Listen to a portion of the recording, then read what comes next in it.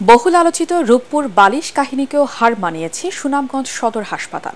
2022-23 অর্থ বছরে কেনাকাটার নামে প্রতিষ্ঠানে হয়েছে হরিলুট। অডিট রিপোর্টে উঠে এসেছে 1 বছরে প্রায় 18 কোটি টাকা লোপাটের তথ্য। সম্প্রতি সংশ্লিষ্টদের বিরুদ্ধে প্রধান উপদেষ্টা সহ স্বাস্থ্য উপদেষ্টা বরাবর বৈষম্য বিরোধী ছাত্রদের দেয়া স্মারকলিপিতে বিষয়টি সামনে উঠে আসে। সুনামগঞ্জ প্রতিনিধি পঙ্কজদের পাঠানো ধারাবাহিক রিপোর্টের আজ দেখুন প্রথম পর্ব, জানাচ্ছেন তামান্না জেরিফার। জেলার একমাত্র 250 শয্যার সুনামগঞ্জ সদর হাসপাতাল। চলতি অর্থবছরের অডিটে হাসপাতালে কেনাকাটা সহ 32 খাতে 18 কোটি টাকার অনিয়ম ধরা পড়েছে। নিরীক্ষায় এসব অনিয়ম দুর্নীতির সঙ্গে হাসপাতালের স্টোর কিপার সুলেমান আহমদ, হিসাবরক্ষক সমীরুল ইসলাম ও সাবেক তত্ত্বাবধায়ক আনিসুর রহমানের নাম উঠে এসেছে।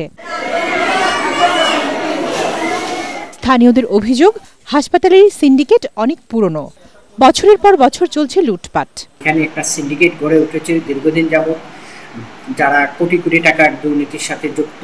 1 বছরে প্রায় 18 কোটি টাকার দুর্নীতি হয়েছে। গত মাসে সুলেমান ও সমীরুলকে বদলি করা হলেও সাবেক তত্ত্বাবধায়ক বর্তমান স্বাস্থ্য অধিদপ্তরের সিলেট বিভাগীয় পরিচালক আনিসুর রহমানের আদেশে তাদের আবার সদর হাসপাতালে বহাল রাখা হয়। মোটেই সত্য না, স্যারের কথাটা তুলছে, এটার সপক্ষে স্যারের কাছে কি প্রমাণ আছে? আমরা সাজ হইলো ওইসের আদেশের পালন করা, ওইসারা বদলির আদেশ হতে যাইমু, আর ক্যান্সেল করলে তা আবার থাকতে। সম্প্রতি আগের কিছু অসঙ্গতিপূর্ণ ভাউচারে হাসপাতালের বর্তমান তত্ত্বাবধায়ক ডাক্তার মাহবুবুর রহমান স্বপন সই না করায় তার বাসভবন ভাঙচুর করা হয়েছে। এর আগেও রাজনৈতিক তকমা লাগিয়ে তাকে বদলি করার চেষ্টা হয়েছে বলে দাবি করেন তিনি। মানসিক নির্যাতন করেছে এবং ওদের পেটে বিভিন্ন আমার নামে এই অনেক অপবাদ করা হচ্ছে, প্রচার করেছে। একদল লোক গিয়ে, সন্ত্রাসী লোক গিয়ে আমার বাসায় ভাঙচুর করে আমাকে মারতে যায়। অডিট আপত্তির জবাব দাপ্তরিকভাবে দেওয়ার কথা জানান আনিসুর রহমান। বলেন, রিপোর্ট বাইরে যারা দিয়েছেন তাদের বিরুদ্ধে আইনি ব্যবস্থা নেওয়ার কথা। বদলিটা বাতিল না, বরং বদলিটা যে করছে সে আইনের ব্যত্যয় ঘটাই করছিল, এই জন্য বাতিল করছি। কারণ এটা আইনের ব্যাপার, এটা আমার ব্যাপার না। আমি আমার ইচ্ছা মতো চলতে পারি না।